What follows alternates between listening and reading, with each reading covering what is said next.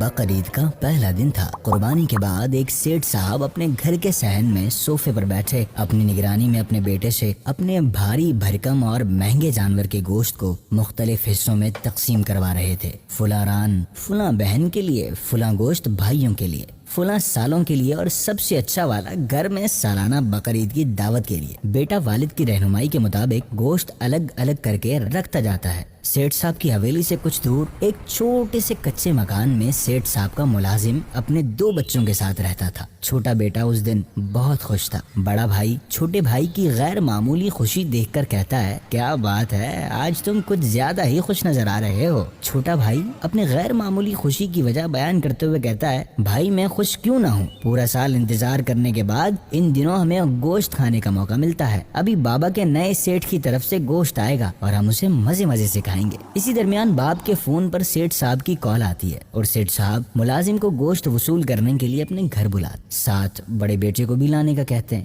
ملازم سمجھ جاتا ہے کہ گوشت زیادہ ہونے کی وجہ سے سیٹھ صاحب نے بڑے بیٹے کو ساتھ لانے کا کہا ہے۔ ملازم اپنے بیٹے کے ساتھ سیٹھ صاحب کی حویلی پر پہنچ جاتا ہے۔ بیٹا حویلی دیکھ کر بولتا ہے، بابا جتنا بڑا آپ کے سیٹھ صاحب کا گھر ہے اتنا ہی بڑا ان کا دل بھی ہے۔ سیٹھ صاحب بڑے اچھے انداز سے ان کا استقبال کرتے ہیں اور گوشت سے بھری 2 بھاری بھاری تھیلیاں ان کے ہاتھوں میں تھما دیتے ہیں۔ باپ بیٹے شکریہ کے ساتھ وہاں سے روانہ ہونے لگتے ہیں۔ سیٹھ صاحب پیچھے سے آواز دیتے ہیں اور کہتے ہیں، مجھے اور میرے گھر والوں کو اپنی دعاؤں میں یاد رکھنا۔ ملازم شکریہ ادا کرتے ہوئے بیٹے کے ساتھ وہاں سے روانہ ہو جاتا ہے، اپنے گھر پر پہنچتا ہے۔ گھر میں داخل ہوتے ہی چھوٹا بیٹا باپ سے کہتا ہے، بابا آپ کے سیٹھ تو بڑے دل والے ہیں، 2 تھیلیاں دے دی۔ ہاں بیٹا، ان کا دل بہت بڑا ہے، اور جب تم گوشت کھاؤ تو ان کے اور ان کے گھر والوں کے لیے خوب دعائیں کرنا۔ بڑا بیٹا گوشت کی تھیلی کھول کر اس میں دیکھنے لگ جاتا ہے۔ تھیلی میں دیکھتے ہی بڑے بیٹے کا منہ اتر جاتا ہے اور وہ مایوس ہو جاتا ہے۔ باپ اس کا مایوس چہرہ دیکھ کر کہتا ہے، بیٹا کیا ہوا، منہ کیوں اتر گیا؟ بیٹا گوشت کی تھیلی باپ کے سامنے کر دیتا ہے۔ تھیلی میں دیکھنے پر